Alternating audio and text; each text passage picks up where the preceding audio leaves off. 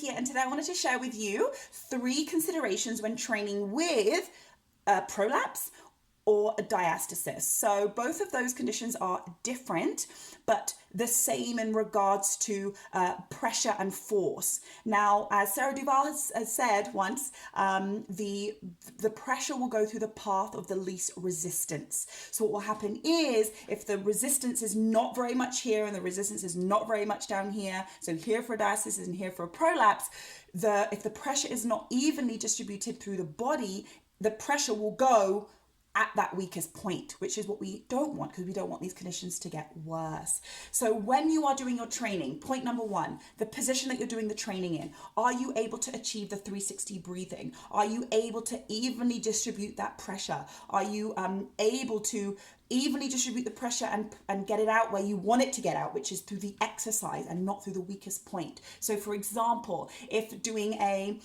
want to do a shoulder press, so you pick a barbell, you're doing it standing, all that pressure from that barbell is pushing down. And if you have a prolapse or if you have diastasis and you are not able to work that breath properly, that pressure is going to come down and back out to where you don't want it. So pick a technique for a shoulder press that is going to work and that's going to provide less pressure down and out. For example, half kneeling with a dumbbell shoulder press. If you don't need to be doing barbell presses, don't do them. Just pick another shoulder exercise, and that will create way less pressure, but you'll still be able to work on your strength. Point number 2, risk versus reward. Do you need to be able to do this particular exercise in question?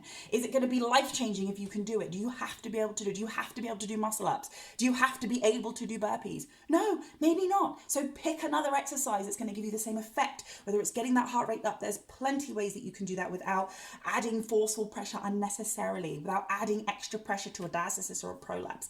Pick something else. That's okay. That's not failure. That's just doing what's sensible.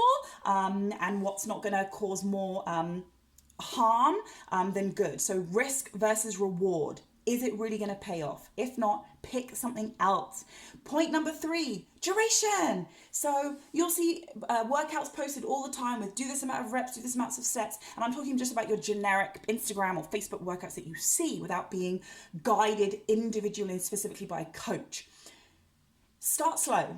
So maybe you do the rep slower than stated. Maybe you do it for a shorter period of time. So maybe if it says 60 seconds, do it for 20 seconds. See if you can create that pressure evenly without causing any extra discomfort or harm. And point number 3, reduce the reps. So if it says do 30 reps, try 5, try 10, and do as much as you can while keeping that pressure contained and distributed how it should be. So there's 3 points. I hope that's helpful. I wanted this to be a motivating, encouraging post to say that no matter if you have a diastasis or a prolapse, you're able to do things. You can do things, but it's just the consideration of how to do them, how many, the breathing. There's lots of considerations that you can think about to make this workout still successful for you, still feel empowering for you, and still give you confidence. So I hope that's been helpful. Any questions, as usual, comment.